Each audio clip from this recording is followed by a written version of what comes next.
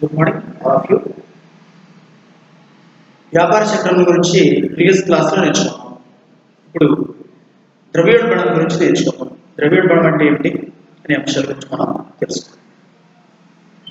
అసలు ద్రవ్యోల్బణం అంటే ఏమిటి అంటే what is the meaning of inflation? Inflation means over money to attack to commodities or goods representation in society or economical analysis. So that's why you can go to everyone buying to over heating to or over money expenditure to goods to other in markets. So that is called the inflation. Inflation means ఒక వస్తువు ధర రోజు రోజుకి పెరిగిపోవడాన్ని ద్రవ్యోల్బణము అని చెప్పడం జరిగింది. ద్రవ్యోల్బణము అని చెప్పడం జరిగింది. ఒక వస్తువు ధర రోజు రోజుకి ఎందుకు పెరిగిపోతుంది, దీనికి కారణాలు ఏంటి అనేది మనం డైలీ చూస్తూ ఉన్నాం. ఒక వస్తువు ధర రోజు రోజు పెరగడానికి కొన్ని కారణాలు ఉన్నాయి. ఈ కొన్ని కారణాలు అంటే, ఒకటి, ప్రభుత్వము తనకు ఆదాయం తక్కువగా ఉన్నప్పుడు కొంత పన్నుల ద్వారా కానీ ఇట్లా వస్తువుల యొక్క ధరల పెంచడం ద్వారా కానీ ఆదాయం సమకూర్చుకుంటుంది. రెండవది, ఆ వస్తువు స్కేర్సిటీ ఏర్పడినప్పుడు ఆ వస్తువుకి అత్యధిక రేటు అంటే డిమాండ్ ఉండటం వల్ల అత్యధిక రేటు కూడా వచ్చే అవకాశం ఉంది. రేట్ అంటేనే ధర కాబట్టి హార్ట్రే, డాల్టన్, ఫిషర్, కిమెరర్ వీళ్ళందరూ కూడా ఈ ఇన్ఫ్లేషన్ గురించి కొన్ని విషయాలు చెప్పడం జరిగింది, కొన్ని నిర్వచనాలు ఇవ్వడం జరిగింది. అసలు ఇన్ఫ్లేషన్ అంటేనే ధరల పెరుగుదల, అంటే ఒక వస్తువు ధర రోజు రోజుకి విపరీతంగా పెరిగిపోవడాన్ని ద్రవ్యోల్బణము అని చెప్పాం. ద్రవ్యోల్బణం అనేది ఎకనామికల్ డిప్రెషన్ని క్రియేట్ చేస్తూ ఉంటుంది, అంటే ఆర్థిక మాంద్యాన్ని కూడా క్రియేట్ చేస్తూ ఉంటుంది. అదొకటే కాదు, సంక్షేమ విధానాలను కూడా పాడు చేసే అవకాశం ఉంటుంది. అట్లాగే గ్రోత్ రేట్ అంటే జీవన ప్రమాణ స్థాయి, ప్రజల యొక్క జీవన ప్రమాణ స్థాయిలో కూడా మార్పులు పెంచే అవకాశం ఉంటుంది. ఆప్షన్ కూడా మనం చూద్దాం. ఇన్ఫ్లేషన్ యొక్క ఎఫెక్ట్ పడడం వల్ల వచ్చినటువంటి ప్రాబ్లమ్స్ ఏమైనా ఉన్నాయనే అంశాలు కూడా మనం పరిశీలన చేసినట్లయితే చూడండి. హార్ట్రే ఏం చెప్తున్నాడంటే, ద్రవ్యోల్బణం అనగా కరెన్సీ అధిక నోట్లు జారీ చేయడాన్ని ద్రవ్యోల్బణం అంటే వనరులు కాలానుగుణంగా ఉన్నటువంటి వనరుల కంటే కూడా ద్రవ్యాన్ని ఎక్కువగా జారీ చేయడం లేదా ముద్రించడమే ద్రవ్యోల్బణం అని చెప్పడం జరిగింది. అంటే ఉన్న వనరులకు సమానంగానే కరెన్సీ ముద్రణ అనేది జరగాలి. అట్లాగా తక్కువ వనరుల నుండి కరెన్సీ ఎక్కువ ముద్రించడం జరిగింది అనుకోండి, సో ఏమవుతుంది, ఆ వస్తువులు తక్కువగా ఉన్నాయి కాబట్టి స్కేర్సిటీ ఏర్పడుతుంది కాబట్టి ఆ వస్తువులు కొనుగోలు చేయడం కోసం అధిక రేట్లో కొనుగోలు చేయడం జరుగుతుంది. సో ఏమవుతుంది, తక్కువ వస్తువులు ఉన్నప్పటికీ ఎక్కువ ద్రవ్యాన్ని ముద్రించడం ద్వారా, కరెన్సీని జారీ చేయడం ద్వారా ఇన్ఫ్లేషన్ అనేది ఏర్పడుతుంది. చాలా జాగ్రత్త పెడతారు. ద్రవ్యోల్బణం అనగానే ద్రవ్యోల్బణ రకాలు వివరించండి అంటాడు, ఈ 10 మార్క్స్ అడుగుతూ ఉంటాడు. ద్రవ్యోల్బణము అనగా ఒక వస్తు ధర రోజు రోజుకి పెరిగిపోవడాన్ని ద్రవ్యోల్బణం అని చెప్పడం జరిగింది. ద్రవ్యోల్బణానికి కొన్ని కారణాలు, ద్రవ్యోల్బణం కొంతమంది నిర్వచనాలు కూడా ఇవ్వడం జరిగింది. హార్ట్రే నిర్వచనం. హార్ట్రే నిర్వచనం ఏంటి అంటే, నిర్వచనాలు మాత్రం యాజిటీస్గా ఉన్నట్టుగా మీరు రాయవలసి ఉంటుంది. హార్ట్రే చెప్పింది ఏంటంటే, తక్కువ వనరులు ఉంటే ఎక్కువ కరెన్సీ ప్రింటింగ్ చేస్తే ఎదురే ఇబ్బందే ఇన్ఫ్లేషన్ అని చెప్పడం జరిగింది. నెక్స్ట్ డాల్టన్ ఏం చెప్తున్నాడంటే, తక్కువ వస్తు రాశిని ఎక్కువ ద్రవ్యం వెంటాడడం. తక్కువ వస్తు రాశిని ఎక్కువ ద్రవ్యం వెంటాడడం. తక్కువ వస్తు రాశి ఉంది. ఇప్పుడు మనం చూస్తే, ఫర్ ఎగ్జాంపుల్, ఒక ఎకనామికల్ స్టూడెంట్గా మనం ఆలోచన చేస్తే, ద్రవ్యాన్ని సంపాదించడం ఈజీ అవుతుందా, వస్తువులు సంపాదించడం ఈజీ అవుతుందా అంటే, వస్తువులు సంపాదించడం లాంగ్ టర్మ్ ప్రాసెస్, కానీ ద్రవ్యం సంపాదించడం షార్ట్ టర్మ్ ప్రాసెస్. ఉదాహరణకు, ద్రవ్యాన్ని ముద్రించే ఒక ప్రధానమంత్రి ఉన్నాడు అనుకోండి. ఆ ప్రధానమంత్రి ఇప్పుడు ఫోన్ చేసి 1000 రూపీస్ నోటు ముద్రించమని ఫోన్ చేసి చెప్పగానే వెంటనే ప్రింట్ అవుతుంది. అదే ప్రధానమంత్రి ఇప్పుడు 5 నిమిషాల్లో నాకు 1 కిలో రైస్ పండించి ఇవ్వండి అంటే కుదురుతుందా అంటే కుదరదు. అంటే దాని అర్థం ఏంటి, వస్తువు కంటే కూడా ద్రవ్యానికి కొంచెం లోయెస్ట్ వాల్యూ ఆక్యుపెన్సీ అని చెప్పాలి. అంటే వస్తువుకే ఎక్కువ ప్రయారిటీ ఉందని మనం చెప్పాలి, ద్రవ్యానికి కాదు. ద్రవ్యం సంపాదించడం, ద్రవ్యాన్ని ప్రింటింగ్ చేయడం ఈజీనే, కానీ ద్రవ్యాన్ని సంపాదించడం లేదా వస్తువుని తయారు చేసి మార్కెట్లోకి పంపించడం టైం టేకింగ్ ప్రాసెస్. కాబట్టి వస్తువే ప్రధానమైనటువంటిది మన ఆర్థిక పరంగా. ఆ వస్తువే స్కేర్సిటీ ఏర్పడితే, ఆ స్కేర్సిటీ ఏర్పడిన మీద ఆ వస్తువుకి అత్యధిక ధర వస్తుంది. అత్యధిక ధర పెరగడం అంటే దాని అర్థం ఇన్ఫ్లేషన్ అనే అర్థం. కాబట్టి తక్కువ వస్తు రాశిని ఎక్కువ ద్రవ్యం తరవడమే, తక్కువ వస్తు రాశిని ఎక్కువ ద్రవ్యాన్ని దాన్ని వెంటాడడాన్ని ఏమన్నారు, ఇన్ఫ్లేషన్ అని చెప్పారు. ఫిష్ చెప్తే ఏమంటే డాల్టన్. తర్వాత ఫిషర్ చెబుతూ ఉన్నాడు, వస్తు సేవలు కొనడానికి ఉపయోగించే ద్రవ్యరాశి అందుబాటులో లభ్యమయ్యే వస్తువుల కంటే ఎక్కువగా పెరగడమే ద్రవ్యోల్బణం. చూడండి, వస్తు సేవలు కొనుటకు ఉపయోగించే ద్రవ్యరాశి అందుబాటులో లభ్యమయ్యే వస్తువుల కంటే ఎక్కువగా పెరుగుదలనే ఏమన్నారు, ద్రవ్యోల్బణం అని చెప్పచ్చు. వస్తువులు కొనడానికి ఆ వస్తువు చాలు, ఒక వస్తువు ధర 10 రూపీస్ చాలు. కానీ ఆ వస్తువు ధర స్కేర్సిటీ వల్ల లేకపోతే ఇంకా అంటే అన్ని నిర్వచనాలు ఈక్వలే, బట్ మనం ఒక్కొక్క నిర్వచనాన్ని మనం క్షుణ్ణంగా పరిశీలిస్తే కొంచెం డిఫరెంట్ మనకి తెలుస్తూ ఉంటుంది. ఆ వస్తువుని తరుపుకుంటూ వెళుతుంది. నేను 10 ఇస్తాను, ఆ వస్తువు ఒకటే ఉంది కాబట్టి. ఇంకొకటి వచ్చి ఏ వచ్చి 10 రూపీస్ ఇస్తాను, ఆ వస్తువు నాకు అమ్మంటాడు. బి వచ్చి నాకు 15 రూపీస్ ఇవ్వమంటూ ఉంటాడు, వస్తువు ఒకటే, అదే వస్తువు. ఇందాక ఏ అడిగినప్పుడు 10 రూపీస్ అన్నది, బి వచ్చినప్పుడు 15 అయింది, సి వస్తే 20 అవుతుంది, డి వస్తే 25 అవుతుంది. అంటే వస్తువు స్కేర్సిటీ వలన, ఎక్కువ ద్రవ్యం తరగడం వలన ఆ వస్తువుకి రోజుకి రెగ్యులర్గా పెరిగిపోతూ ఉంటుంది అని మనం గుర్తించాలి. కాబట్టి వస్తువుని కొనుగోలు చేయడం కోసం ఉపయోగించే ద్రవ్యం ఎక్కువ స్థాయిలో ఉంటే దాన్ని ఏమన్నామంటే ద్రవ్యోల్బణం అని చెప్పడం జరిగింది. తర్వాత కిమెరర్ నిర్వచనం చూడండి, వ్యాపార అవసరాలు మించి కరెన్సీ ఉండడాన్ని ఏమన్నా ద్రవ్యోల్బణం. వ్యాపార అవసరాలకు మించి కరెన్సీ ఉండడాన్ని ఏమన్నామంటే ద్రవ్యోల్బణం అని చెప్పడం జరిగింది. వ్యాపార అవసరాలకు మించి ఉండడాన్ని ద్రవ్యోల్బణం అంటే అన్ని నిర్వచనాలను మనం యాక్సెప్ట్ చేయాలి. ఎకానమిస్టులు చెప్పారు కాబట్టి, చెప్పారని కాదు, అందులో ఉన్నటువంటి అర్థం మనం గ్రహిస్తే అన్ని నిర్వచనాలను కూడా మనం యాక్సెప్ట్ చేయాల్సిందే. అన్ని నిర్వచనాలు కూడా ఈక్వల్గా ఉంటాయి. ముఖ్యంగా ఒక వస్తువు ధర రోజుకి పెరిగిపోవడాన్ని ద్రవ్యోల్బణం అని చెప్పడం జరిగింది. ఇలా ద్రవ్యోల్బణం రావడానికి సంభవించడానికి గల కారణాలు ఏంటండి అంటే ముఖ్యంగా 3 కారణాలు ఉన్నాయి. వాటిని 3 రకాల ద్రవ్యోల్బణాలుగా చెప్పవచ్చు. ఒకటి డిమాండ్ ప్రేరిత ద్రవ్యోల్బణం. ఇప్పుడు నిర్వచనాలు చూసే కదా మనం. ఈ నిర్వచనాల తర్వాత మనం చూస్తే ఒకటి డిమాండ్ ప్రేరిత ద్రవ్యోల్బణం. డిమాండ్ ప్రేరిత ద్రవ్యోల్బణం. 2 వ్యయ ప్రేరిత ద్రవ్యోల్బణం. వ్యయ ప్రేరిత ద్రవ్యోల్బణం. 3 మిశ్రమ ద్రవ్యోల్బణం. మిశ్రమ ద్రవ్యోల్బణం. ద్రవ్యోల్బణంలో రకాలు demand push inflation, cost push inflation and mixed inflation అని మనం 3 రకాల ఇన్ఫ్లేషన్స్ మనం గుర్తించవచ్చు. 3 రకాలు కాదు, ఉన్నటువంటి డిమాండ్ అంటే వస్తువుకు ఉన్నటువంటి డిమాండ్ వల్ల ఎట్లా ఇన్ఫ్లేషన్ పెరుగుతుంది అనే అంశాన్ని మనం పరిశీలిస్తాం. చూడండి, డిమాండ్ ప్రేరిత ద్రవ్యోల్బణం. అసలు ద్రవ్యోల్బణం అంటే ఏంటి? ఒక వస్తువు ధర రోజుకి పెరిగిపోవడాన్ని ద్రవ్యోల్బణం అని చెప్పడం జరిగింది. అదేవిధంగా డిమాండ్ ఎక్కువగా ఉన్న వస్తువులకు అత్యధిక ద్రవ్యోల్బణం ఏర్పడుతుంది. అందరూ డిమాండ్ చేస్తూ ఉన్నారు, ఎక్కువగా కొంటున్నారు, కాబట్టి ఈ మధ్యకాలంలో కొన్ని వస్తువులకు డిమాండ్ కూడా పెరుగుతూ ఉంటుంది.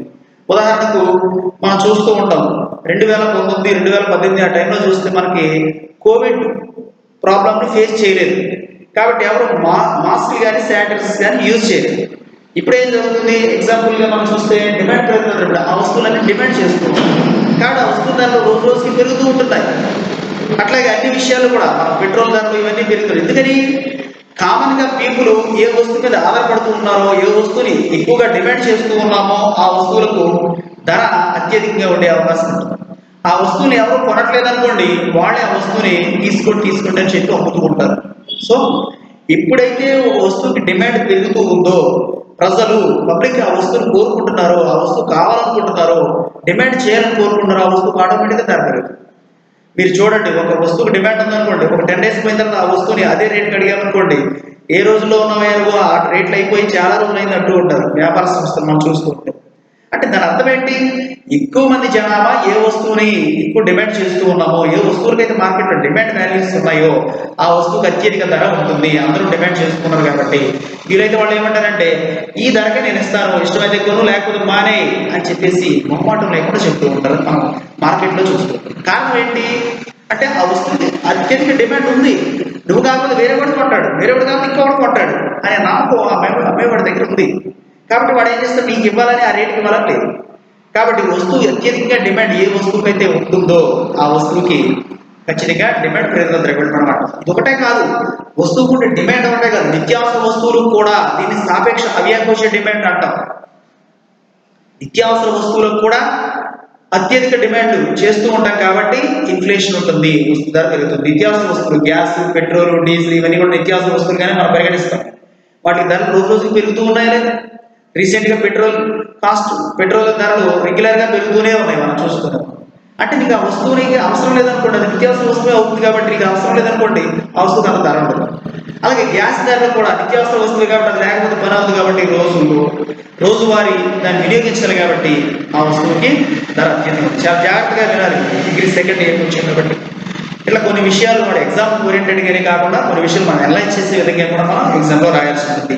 డిమాండ్ ఎక్కువగా ఉన్న వస్తువులకు ఇన్ఫ్లేషన్ ఉంది. What is the meaning of inflation? How many types of inflation? మీరు 5 మార్క్స్ లో కూడా అడుగుతూ ఉంటాడు కాబట్టి మీరు జాగ్రత్తగా గ్రహించాలి.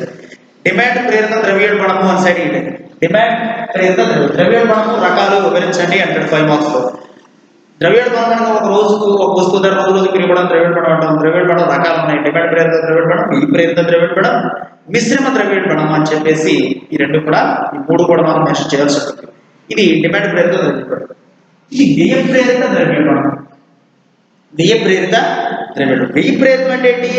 ఆ వస్తువులు తయారు చేయడానికి ఖర్చు వలన కొన్ని వస్తువులకు ఇన్ఫ్లేషన్ ఉంటుంది, అంటే ధర పెరిగే అవకాశం ఉంటుంది. ఇందాక ఏం జరిగింది? వస్తువు డిమాండ్ వలన ధర పెంచాడు, డిమాండ్ చేస్తున్నారు కాబట్టి వాడు వస్తువుకి ధర పెంచాడు. ఇప్పుడు ఏం జరుగుతుంది? వ్యయ ప్రేరిత ద్రవ్యోల్బణం ఆ వస్తువుకి తయారు చేయడానికి ఖర్చు వలన ఆ వస్తువు ధర పెరుగుతుంది.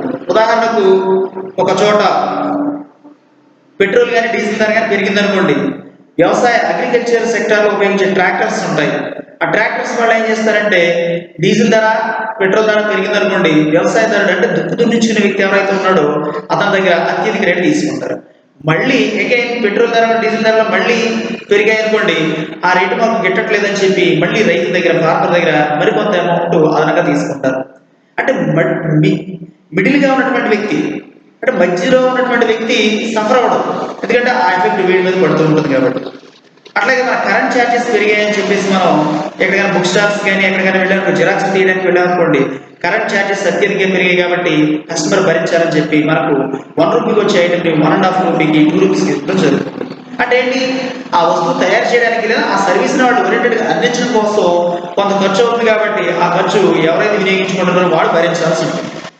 ఇట్లా చాలా చోట్ల ఉదాహరణ మన బస్ కానీ ఏదైనా ట్రైన్ కానీ యూజ్ చేసామంటే అక్కడ కనీస బస్ టికెట్స్ ఇవన్నీ కూడా ఉంటే అక్కడ వాడు ఖర్చు పెట్టడం కోసం ఏమైనా ఖర్చులు వ్యయాలు ఎక్కువగా ఉంటే ఆ బస్ ఛార్జెస్ కూడా వినియోగదారుల మీదే భరించడం, వినియోగదారుల మీదే వేసి వసూలు చేయడం అనేది జరుగుతుంది. కాబట్టి ఇది వ్యయ ప్రేరిత ద్రవ్యోల్బణం అంటాం.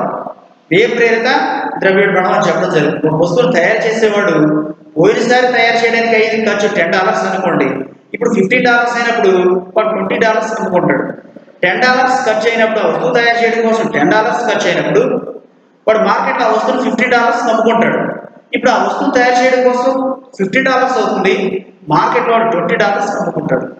అంటే ఏమవుతుంది? వాడు తయారు చేసే వస్తువుకి అయ్యే రా మెటీరియల్ ఖర్చు వాడు ఏం చేస్తాడు? వినియోగదారుల మీద వేస్తాడు. అట్లా ఇలా పెరుగుతూ ఉన్నటువంటి ద్రవ్యోల్బణాన్ని ఏమన్నారంటే వ్యయ ప్రేరిత ద్రవ్యోల్బణం. ఏమన్నా ఉంది చెప్పండి? వ్యయ ప్రేరిత ద్రవ్యోల్బణం. వ్యయ ప్రేరిత ద్రవ్యోల్బణం. డిమాండ్ ప్రేరిత ద్రవ్యోల్బణం అంటే వస్తువుకి డిమాండ్ చేయడం వల్ల ద్రవ్యోల్బణం వస్తుంది. వ్యయ ప్రేరిత ద్రవ్యోల్బణం అనగా దీనికి కాస్ట్ పుష్ ఇన్ఫ్లేషన్ అన్నాం. అంటే వాడు భరించలేడు కాబట్టి నష్టపోతున్నాడు, వాడు తయారు చేసిన కాస్ట్ కూడా రాదు కాబట్టి నా వల్ల కాదని చెప్తూ ఉంటాడు. అందుకని ఆ వస్తువుని అమ్మడం కోసం వాడు ఎట్లాంటి ధర నిర్ణయిస్తాడంటే వాడు ఇచ్చిన రా మెటీరియల్ తయారు చేయడానికి ఖర్చుని కూడా ఇంక్లూడింగ్ చేసుకుని ఇవ్వాల్సి ఉంటుంది. ఒకసారి 1 ఇయర్కి వచ్చేటప్పటికి 1 ఇయర్కి వచ్చేటప్పటికి కొన్ని ఎలక్ట్రిక్ వస్తువులు కానీ ఇంకా ఇతరత్ర అంశాలన్నీ కూడా మార్పులు చేర్పులు జరుగుతూ ఉంటాయి. ఆ మార్పులు చేర్పులు అన్నింటినీ కూడా వాడు భరించాలి కాబట్టి ఈ ఉన్న ధర నెక్స్ట్ ఇయర్ మళ్ళీ కొంచెం పెరిగే అవకాశం ఉంది, మళ్ళీ నెక్స్ట్ ఇయర్ మళ్ళీ కొంచెం పెరిగే అవకాశం ఉంది. అలా ఒకటి కాదు, నిత్యావసర జీవితంలో చాలా అవసరాలు ఇట్లాంటి అంశాలు మనం పరిశీలిస్తూ ఇంకే మిక్స్డ్ ఇన్ఫ్లేషన్.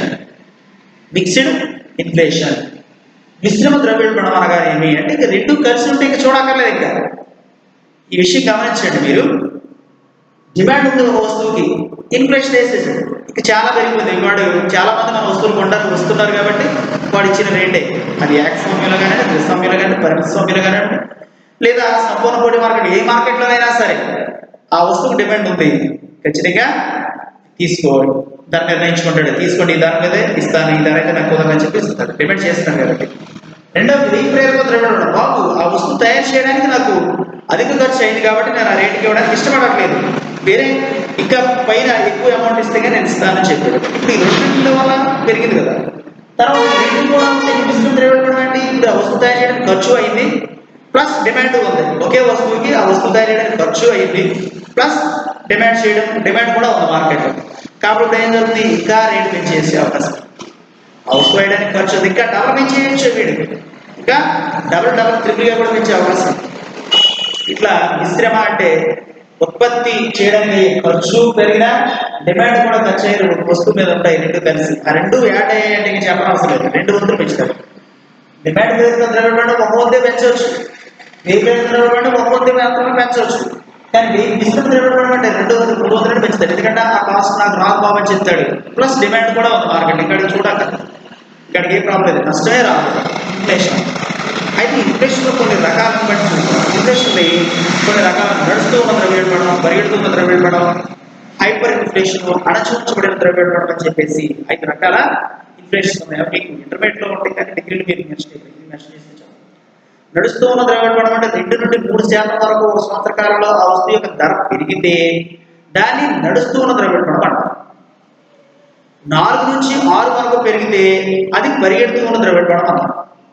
అలా కాకుండా 10% ఒకేసారి సంవత్సరంలో పెరిగితే అది దుమికే ద్రవ్యోల్బణం, జస్ట్ జంపింగ్ అనమాట. ఇక్కడ లేచి అక్కడ 3లో నుంచి 10లోకి పెట్టుకోండి. అది ప్రభుత్వాలు ఏం చేస్తాయంటే, ఇట్స్ నాట్ క్రిటిసిజం, ప్రభుత్వాలు ఏం చేస్తాయంటే వినియోగదారునికి ఒకేసారి జంపింగ్ ఇన్ఫ్లేషన్ ఇవ్వకుండా, ఉదాహరణకు వస్తువు 100 రూపీస్, పెట్రోల్ ధర 100 రూపీస్ ఉందనుకోండి, వాడు ఒకేసారి 20 రూపీస్ యాడ్ చేయడు, పెంచడు, ఇన్ఫ్లేషన్ రాదు, ధర పెంచడు. ఇలా పెంచడం వల్ల సగటు వినియోగదారుడు ఏమన్నా అత్యధికంగా పెరిగిపోయిందని భావిస్తారు. కానీ ప్రభుత్వం తెలివిగా ఏం చేస్తుంది అంటే, వచ్చే ఆదాయాన్ని సమకూర్చుకోవడం కోసం 100 ఉన్నదాన్ని ప్లస్ 1 రూపీ యాడ్ చేస్తుంది. వాడు ఏమనుకుంటాడు, ఇప్పటి వరకు 100 కదా, 1 రూపీ యాడ్ చేసుకోవచ్చు కదా, ప్రాబ్లం ఏమి లేదు, నష్టం లేదు అనుకుని వినియోగదారుడు సాటిస్ఫై అవుతాడు. 2 రోజులు పోయిన తర్వాత, 2 రోజులు అవసరం అర్ధరాత్రి మళ్ళీ 2 రూపీస్ యాడ్ చేస్తాడు, 1 రూపీ యాడ్ చేస్తాడు, తర్వాత మళ్ళీ 1 రూపీ యాడ్ చేస్తాడు. 3 రోజుల్లో 100కి 3 రూపీస్ యాడ్ అయింది. అది రోజు 1 రూపాయి పెరిగిందని భావిస్తాడు తప్ప వినియోగదారుడు ఒకేసారి 3 రూపీస్ పెరిగిందని భావం. అందుకని గవర్నమెంట్ కానీ వేరే సంస్థలు కానీ ఒక వస్తువు ధర పెంచేటప్పుడు ఏం చేస్తారు, ఒకేసారి పెంచడం జరగదు. ఇప్పుడు వీటిని జిఎస్టీలని, ఎస్జిఎస్టీలని, సిజిఎస్టీలని యాడ్ చేశారు. సో ఇది కూడా ఇన్ఫ్లేషన్ ఒక భాగమే. ఆ జిఎస్టీలు, సిజిఎస్టీలు, ఎస్జిఎస్టీలు అని కూడా ఎవరు ఇవ్వాలి అంటే సగటు వినియోగదారుడు మాత్రమే చెల్లించాలి. ఎఫెక్ట్ మనకు పడుతుంది. సో ఇంపాక్ట్, దీని యొక్క ప్రభావం, ఇన్ఫ్లేషన్ యొక్క ప్రభావం, ద్రవ్యోల్బణం యొక్క ప్రభావం ఏ అంశాల మీద పడుతుంది అని కూడా మనం డిస్కస్ చేద్దాం. ఇట్లా 100 ఉన్నదాన్ని 1 రూపీ, 1 నుండి 2 రూపీస్ అలా తేలికగా చేస్తూ ఉంటాడు వినియోగదారుడు. పన్ను అంటే ఎక్కువ చెల్లిస్తున్నామని భయం లేకుండా సాటిస్ఫాక్షన్ అవ్వాలి కాబట్టి చేస్తూ ఉంటాడు. అలా పూర్వం 30 రూపీస్ ఉన్నది 40 నుండి 50 నిత్యావసర వస్తువులు కూడా అంతే. పూర్వం ఉన్నటువంటి నిత్యావసర వస్తువుల ధరలకి ఇప్పటికీ కూడా డబుల్ ట్రిపుల్ కూడా యాడ్ అయ్యాయని మనం గుర్తించాలి. కారణం ఏంటంటే వాళ్ళకి వచ్చే ఇన్కమ్ సోర్సెస్ లేకపోవడం వల్ల కానీ, వస్తువు తయారు చేయడానికి ఖర్చు వల్ల కానీ, లేక రెండు ఉండడం వల్ల కానీ ఈ ప్రాబ్లమ్స్ జరుగుతున్నాయని మనం గుర్తించాలి. ఇన్ఫ్లేషన్ గుర్తుంటుంది కదా. ఇన్ఫ్లేషన్ ద్రవ్యోల్బణము అనగా ఒక వస్తువు ధర రోజు రోజు పెరిగిపోవడాన్ని డిమాండ్ ప్రేరిత ద్రవ్యోల్బణం, తర్వాత వ్యయ ప్రేరిత ద్రవ్యోల్బణం, తర్వాత మిశ్రమ ద్రవ్యోల్బణం అని చెప్పేసి 3 రకాల ద్రవ్యోల్బణాలు ఉన్నాయి. ఈ ద్రవ్యోల్బణాలు నడుస్తూ ఉన్నది, పరిగెడుతూ ఉన్నది, తుమికే ద్రవ్యోల్బణం, అణచివేయబడిన ద్రవ్యోల్బణం అంటే ప్రభుత్వము కొన్ని చోట్ల ఏం చేస్తుందంటే వస్తు ధర పెరిగిపోతూ ఉంటే దానికి కళ్ళెం వేస్తుంది. ఉదాహరణ కళ్ళెం ఏంటంటే ఎలక్షన్స్ కానీ, ఎన్నికల వాతావరణం కానీ ఆ ప్రదేశంలో కనిపిస్తే ఆ వస్తు ధరలు పెంచకుండా చూస్తుంది. పెరిగితే ఆ గవర్నమెంట్కి పబ్లిక్ మీద నెగిటివ్ ఫీలింగ్ వస్తుంది అనే ఉద్దేశంతో ఆ వస్తువు యొక్క ధరను అక్కడ అణచి ఉంచుతుంది. తర్వాత ఎలక్షన్స్ అయిన తర్వాత మళ్ళీ దాన్ని యథావిధిగా వస్తు ధర పెంచే అవకాశం ఉంటుంది. దీన్ని అణచి ఉంచబడిన ద్రవ్యోల్బణం. ఇది ఒకటే కావచ్చు, ఇంకా వేరే కారణాలు ఏమైనా కావచ్చు. ధర పెరిగే ధరను స్టెబిలిటీగా, స్టాండర్డ్గా అక్కడ ఉంచి కొద్ది రోజులు పోయిన తర్వాత మళ్ళీ ఆ వస్తు ధరను పెంచడాన్ని ఏమంటారంటే దుమికే ద్రవ్యోల్బణం చెప్పడం జరిగింది. దుమికే ద్రవ్యోల్బణం. అయితే ఈ ద్రవ్యోల్బణం వల్ల ప్రాబ్లమ్స్ ఎవరికి ఉంది, ఎవరెవరు నష్టపోతారు, ఎవరికి బెనిఫిట్స్ ఉన్నాయని కూడా మనం చూద్దాం.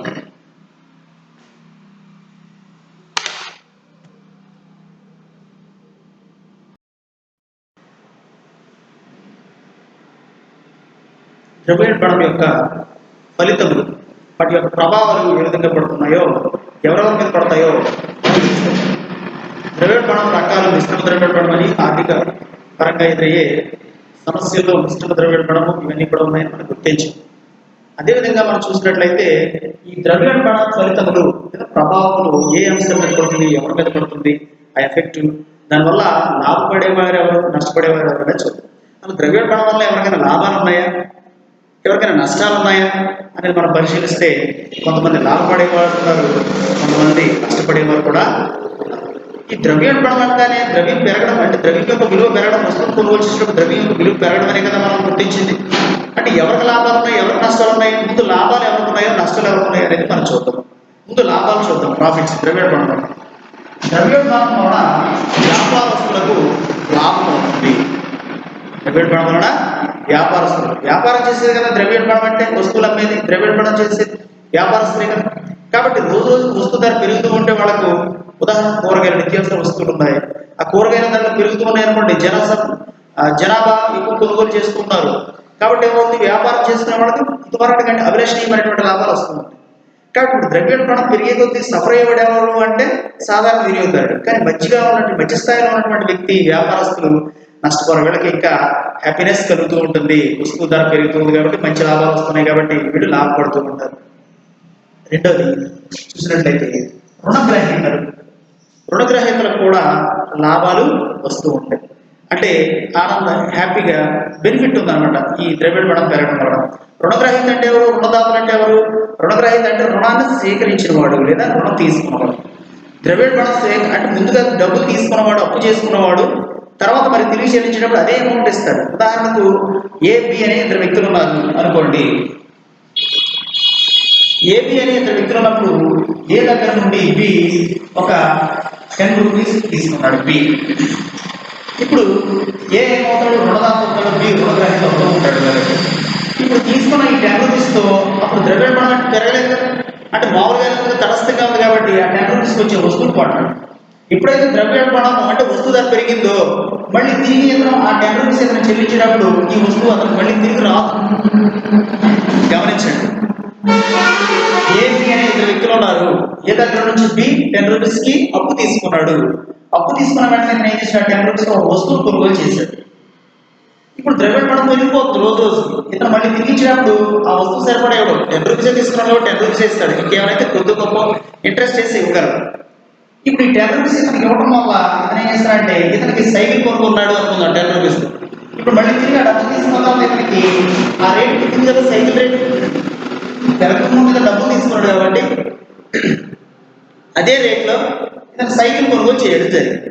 మళ్ళీ తిరిగి ఇచ్చినప్పుడు కూడా అదే అమౌంట్ ఇస్తాడు, కానీ సైకిల్ ఇస్తే కూడా అమౌంట్ ఇవ్వడం. ఎందుకంటే ధర పెరిగితే అతనికి అవసరం. బీకి నీకు ఇస్తున్నది 10 రూపీసే కాబట్టి ఆ 10 రూపీసే ఇస్తానని చెప్పారు. ఆ 10 రూపీస్ ఇంట్రెస్ట్ చేసి ఇస్తాను. ఏ సైకిల్ కొనాలి అనుకున్నప్పుడు ఆ డబ్బులు తను కొనలేకపోతాడు కాబట్టి ఆ వస్తువు కొనుగోలు చేయలేని పరిస్థితి. ఎవరు బెనిఫిట్ పొందారు 10 రూపీస్ ద్వారా? బి పొందాడు, అంటే రుణగ్రహించడం. రుణదాత బెనిఫిట్ పొందాడు, కానీ రుణగ్రహీత బెనిఫిట్ పొందాడు, రుణదాత బెనిఫిట్ పొందలేకపోయాడు. కారణం ఏంటంటే ద్రవ్యోల్బణం పెరిగింది కాబట్టి. ఓకే, తర్వాత ఉత్పత్తిదారులు బెనిఫిట్ పొందుతారు. ఉత్పత్తిదారులు అంటే మార్కెట్లో వస్తువులకు మంచి గిరాకీ ఉంది, చక్కని రేట్ వస్తుంది కాబట్టి ఉత్పత్తి సంస్థలు పెరిగిపోతాయి అన్నమాట. ఉత్పత్తి సంస్థలు పెరిగిపోతూ ఉంటాయి. ఉత్పత్తి సంస్థలు పెరిగిపోవడం అంతా చెప్పాను కదా, మాస్కులు, శానిటైజర్లు ఇవన్నీ కూడా మనం వినియోగిస్తున్నంత కాలానుగుణంగా. ఎందుకంటే జనరల్గా వాటి గురించి మనం ఇప్పుడు రన్ అవుతుంది కాబట్టి సొసైటీ అంతా దాని గురించి మనం డిస్కస్ చేసుకున్నాం. ఉత్పత్తిదారులు పెరిగిపోతారు. ఇంకా ఆ వస్తువుకి ఎక్కడైతే డిమాండ్ ఉందో చక్కగా రేట్ కూడా వస్తుంది కాబట్టి రోజు రోజు వస్తు ధరలు పెరిగినా సరే ఆ వస్తువులు కొంటున్నారు కాబట్టి ఉత్పత్తి సంస్థలు సొసైటీలో పెరిగిపోతాయి, ఎకనామికల్గా పెరిగిపోయే అవకాశం ఉంటుంది. నెక్స్ట్ దిగువ ఫలితం. దిగువ ఫలితం ఏం చెప్పాడంటే, వస్తువులు ధరలు పెరిగినప్పటికీ దిగువ ఒక విషయాన్ని చెప్తూ ఉన్నాడు. ఆ వస్తువు విషయం ఏంటంటే, ఏసీ పిగు అనే మాటలో చెప్పేటప్పుడు ఎవరైతే వస్తువు ధరలు పెరిగిపోతున్నాయో, ద్రవ్యోల్బణ విషయాలకు సంబంధించినటువంటి అంశాలన్నీ పెరిగిపోతున్నాయో, ద్రవ్యోల్బణానికి సంబంధించిన అంశాలు, ఇతను ఏం చేస్తున్నాడు, ఎక్కువ బెనిఫిట్ వచ్చే వస్తువులు ఎక్కడైతే ఉన్నాయో కొత్త సంస్థలు కూడా వచ్చే అవకాశాలు ఉంటాయి. కొత్త సంస్థలు ప్రవేశపెట్టడం, కొత్తగా ఉన్నటువంటి ఇండస్ట్రీస్ స్టార్ట్ చేయడం, లేకపోతే చిన్న చిన్న వస్తువుల మీద అత్యధిక డిమాండ్ ఉన్నప్పటికీ కూడా నాణ్యత ఇవన్నీ చూడరు. సో వాళ్ళందరూ కూడా ఇంక్లూడింగ్ చేసి కొత్త సంస్థలు ప్రవేశపెట్టడం, కొత్తగా సంస్థ మార్కెట్లోకి రావడం, ఆ వస్తువులు తయారు చేయడం అనే అంశాలు కూడా జరుగుతూ ఉంటాయి. సో కొత్తగా స్టార్ట్ చేసిన వాళ్ళకి కూడా ఊహించిన రీతిలో ఊహించిన విధంగా వాళ్ళకి ఎకనామికల్ బెనిఫిట్స్ వస్తూ ఉంటాయి. సో వాళ్ళకు కూడా బెనిఫిట్స్. తర్వాత ఇన్ఫ్లేషన్ వల్ల ఉద్యోగిత స్థాయి పెరుగుతుంది. ఎలా పెరుగుతుంది ఇన్ఫ్లేషన్ వల్ల ఉద్యోగిత స్థాయి ఎలా పెరుగుతుంది చూడండి ఒకసారి మనం గమనించినట్లయితే. ఉద్యోగిత స్థాయి ఎలా పెరుగుతుందంటే, ఎక్స్ అనే ఒక వస్తువు ఉంది, దీన్ని 10 రూపీస్కి మార్కెట్లో విక్రయించారు. సో ఎక్స్ అనే వస్తువు యొక్క విలువ 11 రూపీస్ పెరిగింది, ఇన్ఫ్లేషన్ కదా. ఇప్పుడు వస్తువు ధర పెరుగుతుంది కాబట్టి ఎక్స్ని ఎక్కువగా 11 నుండి 12 రూపీస్ పెరిగింది. అదే ఎక్స్ వస్తువు 13 రూపీస్ పెరిగింది. ఇలా రోజు రోజుకి ఎక్స్ వస్తువు పెరుగుతుంటే ఇప్పుడు ఏం చేస్తారు, ఉత్పత్తి సంస్థలకు ఆశ పుడుతుంది. అంటే రోజు రోజుకి వస్తువుల ధరలు పెరుగుతూ ఉన్నాయి, చక్కని ఆదాయం వస్తున్నాయి, బెనిఫిట్స్ వస్తున్నాయి కాబట్టి ఆ ఎక్స్ అనే వస్తువు తయారు చేయాలని చెప్పి ఇప్పుడు వరకు 5 ఉన్నవాళ్ళు ఈసారి 10 మందిని రిక్రూట్మెంట్ చేసి ఎక్స్ వస్తువులు తయారు చేయడం వల్ల చెప్పారు. ఇప్పుడు 5 వస్తువులు ఉన్నప్పుడు 5 12 60 రూపాయలు మాత్రమే వచ్చాయి. ఇప్పుడు 10 వస్తువులు అంటే 10 12 120 రూపాయలు వస్తాయి, 120 రూపీస్ వాడికి గెయిన్ చేస్తారు. కాబట్టి వాడు ఏం చేస్తాడంటే నిత్యావసర వస్తువుల ధరలే కానీ ఏ వస్తువులైనా సరే నిత్యము ధరలు పెరిగిపోతూ ఉంటే కొంతమంది శ్రామికులను వాడు నోటిఫికేషన్ వేసుకుని రిక్రూట్మెంట్ చేసుకుంటాడు. అలా రిక్రూట్మెంట్ చేయడం ద్వారా అతనికి బెనిఫిట్ వస్తుంది, ఉద్యోగ స్థాయి పెంపొందించవచ్చు. ఉద్యోగ స్థాయిని పెంపొందించినా వాళ్ళకి వచ్చే వేతనాలు మళ్ళీ వేరే ఖర్చు పెట్టవలసి ఉంటుంది, మళ్ళీ దానికి పెట్టుబడి ఉండదు, పొదుపు తగ్గుతుంది, మళ్ళీ వెనకబడిపోతుంది, ఇంకా రకరకాల ప్రాబ్లమ్స్ అందరితో డిపెండ్ అయి ఉంటుంది, అది వేరే విషయం.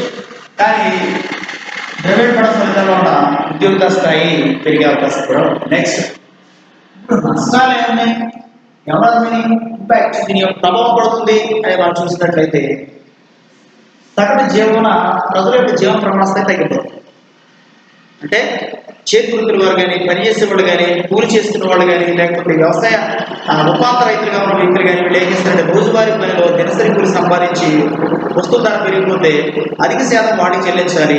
వీళ్ళు మిగిలిన లాభాన్ని కానీ లేకపోతే మిగిలిన పొదుపుని కానీ వీళ్ళు చేయలేదు. కాబట్టి వీళ్ళు జీవన ప్రమాణ స్థాయి తగ్గిపోతుంది. ఉదాహరణకు రైస్ ధర పెరిగింది, ద్రవ్యోల్బణం అనుకోండి, రోజు కంటే కూడా పెరిగింది.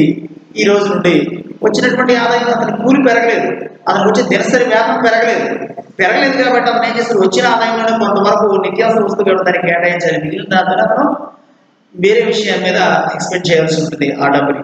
కాబట్టి ప్రజల యొక్క జీవన ప్రమాణ స్థాయి తగ్గిపోతుంది. అందుకే నేను ముందు లాభపడేవారు ఎవరో చెప్పాను, నెక్స్ట్ నష్టపడేవారు ఎవరో మనం డిస్కస్ చేసుకుంటాం. తర్వాత ఇంకా చెప్పాను కదా, రుణగ్రహీతలు బెనిఫిట్ పొందుతారు, రుణదాతలు నష్టపోతారు. రుణదాతలు ఎందుకు నష్టపోతారు, ఆ అమౌంట్ ఇస్తారు, మళ్ళీ ధరలు పెరిగిన తర్వాత కూడా వడ్డీ రేటు ఇంకా అత్యధికంగా పెంచి తీసుకోలేడు.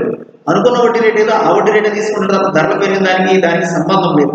కాబట్టి ఎంత అమౌంట్ అయితే తీసుకున్నాడు అంత అమౌంట్ తీసుకుంటాడు. కానీ ఇంతకు ముందు ఆ వస్తువు వచ్చింది, ధరలు పెరిగినప్పుడు మళ్ళీ తిరిగి రుణదాత డబ్బు తీసుకున్న తర్వాత అదే వస్తువు రాకపోవచ్చు. కాబట్టి ఇతను లాస్ అయ్యే అవకాశం ఉంది. కాబట్టి రుణదాతలు కూడా నష్టపోతూ ఉంటారు. ద్రవ్యోల్బణం వలన నష్టపోయేవారు ఎవరు అంటే సగటు జీవన ప్రమాణం, ప్రజల జీవన ప్రమాణ స్థాయి, సగటు వినియోగదారుడు నష్టపోతాడు. రెండవది రుణదాతలు నష్టపోతారు. మూడవది సగటు వినియోగదారుని యొక్క పొదుపు పెట్టుబడి తగ్గిపోతుంది. నిత్యావసర వస్తువులు కొనడానికి ఎక్స్పెండ్ చేస్తాడు వాడు వచ్చే ఆదాయాన్ని, మళ్ళీ ఇక్కడ పొదుపు పెట్టుబడి ఎక్కడ చేయగలడు. కాబట్టి పొదుపు పెట్టుబడి ఉండదు, బ్యాంకులు వడ్డీ రేట్లు తక్కువగా ఉంటాయి, పొదుపు చేసే కెపాసిటీ తగ్గుతుంది, పొదుపు చాలా తగ్గిపోతుంది, సేవింగ్స్ తగ్గిపోతాయి. ఇన్ఫ్లేషన్ ఎప్పుడైతే పెరిగిందో సేవింగ్స్ తగ్గిపోతుంది. ఇన్ఫ్లేషన్ తక్కువగా ఉంటే సేవింగ్స్ పెరుగుతాయి. ఇన్ఫ్లేషన్స్కి సేవింగ్స్కి ఆపోజిట్ డైరెక్షన్. ఇన్ఫ్లేషన్ పెరిగితే సేవింగ్స్ తగ్గుతాయి, ఇన్ఫ్లేషన్ తగ్గితే సేవింగ్స్ పెరుగుతాయి. కాబట్టి ఇన్ఫ్లేషన్ సేవింగ్స్ ఒకేసారి పెరగవు, ఇన్ఫ్లేషన్ సేవింగ్స్ తగ్గడం కూడా ఉండదు. అది పెరిగితే ఇది తగ్గుతుంది, తగ్గితే అది పెరుగుతూ ఉంటుంది. కాబట్టి సగటు వినియోగదారుడు పొదుపు పెట్టుబడి చేయడు, కొద్దిగా ఎమర్జెన్సీ ఉన్న అంశాలు మాత్రమే ఖర్చు పెడతాడు తప్ప వేరే లగ్జరీస్ కానీ కంఫర్ట్స్ కానీ వీటన్నిటి చూసుకోలేడు, చాలా తక్కువగా ఉంటుంది. నెక్స్ట్, కార్మికులకు అశాంతి, ఇల్యూషన్ టు ద లేబర్. అంటే ఇక్కడ పనిచేస్తున్న వాళ్ళకు ఒక భ్రమ కలుగుతుంది, ఏంటి ఆల్రెడీ వస్తువులు ధర పెరుగుతుంది, మార్కెట్లో వెళుతుంది, మా జీతాలు ఎందుకు పెరగవు అని చెప్పేసి వాళ్ళలో అశాంతి నెలకొంటుందన్నమాట. ఈ అశాంతి నెలకొనడం ద్వారా లాకౌట్లు సమ్మెలు చేయడం జరుగుతుంది. ప్రాబ్లం అవుతుంది. అంటే కార్మికులకు వేతనం ఫిక్స్డ్, అంటే రియల్ స్కేల్ ఇవ్వడం జరుగుతూ ఉంటుంది. ధరలు పెరిగి ఉత్పత్తిదారుడు వస్తువు ధర పెంచినంత మాత్రాన వీళ్ళకి కూడా జీతాలు పెంచాలి లేదు, పక్కనే అవాయిడ్ చేస్తాడు వీళ్ళ విషయంలో. ఆ వస్తువులు మాత్రమే ఎక్కువ ధరకు అమ్ముకుంటూ ఉంటాడు. కాబట్టి వీళ్ళ అశాంతి మొదలవుతుంది, కార్మికులు కూడా నష్టపోతూ ఉంటారు. ఎందుకని ఇప్పుడు వీళ్ళు కార్మికులు వస్తువులు తయారు చేసి ఆ కంపెనీలో ఆ ఫ్యాక్టరీలో వాళ్ళ యొక్క శ్రమను ఇచ్చారు, దానికి తగిన ప్రతిఫలం తీసుకున్నారు.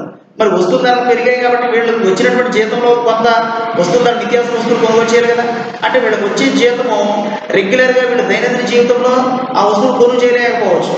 కాబట్టి మేము పండించే పంట లేదా మేము తయారు చేసే వస్తువుల ధరలు పెరిగాయి, అలాగే మా జీతాలు కూడా పెంచండి.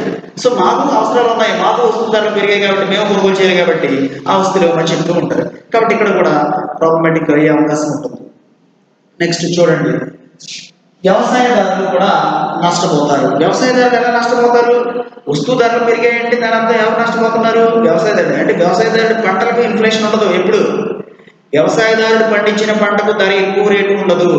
కానీ వాడు ఏం చేస్తాడు? వ్యవసాయదారుడు ధరలు ఎక్కువ పెరిగిపోయి నష్టపోతాడు. వాడు తీసుకువచ్చినటువంటి పురుగు మందులు, ఎరువుల ధరలు కూడా ఎక్కువ చెల్లించాలి. వ్యవసాయ ఉపంత కార్యకలాపాల ఉపయోగించడం కోసం కూడా కావాల్సినటువంటి రా మెటీరియల్ కూడా ఎక్కువ ధరలో ఉపయోగించాలి. కాబట్టి వీడు నష్టపోతాడు. వీడికి వచ్చే ఆదాయం కూడా తక్కువ, వీడు పెంచడానికి వీల్లేదు. ఈ వ్యవసాయదారుడు ఎప్పుడైతే ఇన్ఫ్లేషన్ వచ్చిందో వీడు నష్టపోతాడు. ఎక్కువ ధర తీసుకొచ్చి మళ్ళీ పంట చేయాలి. కానీ ఈ పంటకి ఏముందా అంటే ఈ ఇన్ఫ్లేషన్ ఉండదు. ఇక్కడ మినహాయింపు అన్నమాట. దీనికి ప్రభుత్వాలు సహకరించవు, లేదా ప్రైవేట్ సంస్థలు సహకరించవు. ప్రభుత్వ సంస్థలో ఉన్నటువంటి నాన్ గవర్నమెంట్ ఆర్గనైజేషన్స్ కూడా వీటిని సపోర్టెడ్గా చేయవు. కాబట్టి వ్యవసాయదారుడు రుణగ్రస్తులు అవుతూ ఉండడానికి గ్రహించాలి.